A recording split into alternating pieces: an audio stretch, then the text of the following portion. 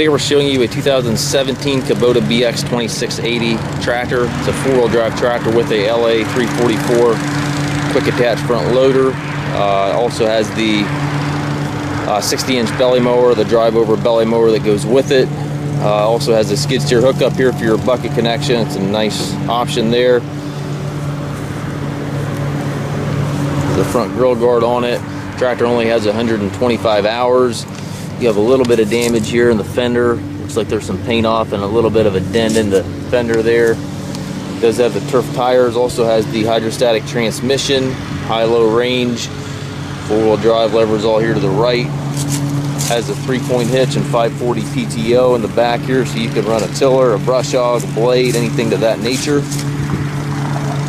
Looks like we're missing a pin here on the ramp there. That will be replaced there before the tractor leaves. The tractor also has to pass a 40-point inspection prior to pickup or delivery. If you're looking for a slick little do-it-all tractor, this is a great tractor to mow your yard and also do your landscaping, all that type of thing, anything to that nature. We do take trades. We also offer trucking and financing.